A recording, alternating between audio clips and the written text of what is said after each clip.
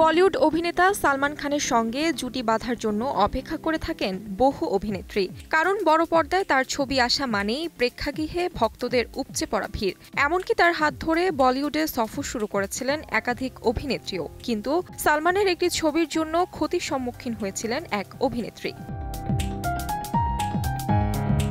সালটা ২০০৭। সালমান খানের সঙ্গে জুটি বাঁধার জন্য সুদূর হলিউড থেকে ছুটে এসেছিলেন এক অভিনেত্রী। নিজের দেশের ও হলিউডের সবকিছু ছেড়ে তিনি এসেছিলেন সালমান খানের সঙ্গে কাজ করার ইচ্ছায়। ছবির নাম ছিল ম্যারিগোল্ড। সেই চরিত্রে অভিনয় করেছিলেন হলিউড অভিনেত্রী আলি লেটার। আর প্রেম রাজপুতের চরিত্রে অভিনয় করেছিলেন সালমান খান। কিন্তু ছবিটি সে সময় মুখ থুবড়ে পড়েছিল। বক্স অফিসে মাত্র ২ কোটি টাকার ব্যবসা করেছিল ছবিটি।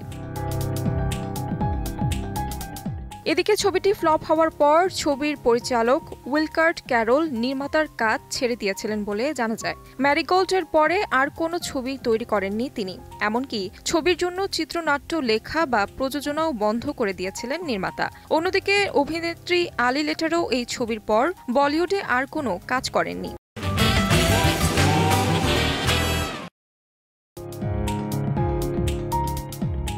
তাহমিনা তন্নি, সময় সংবাদ।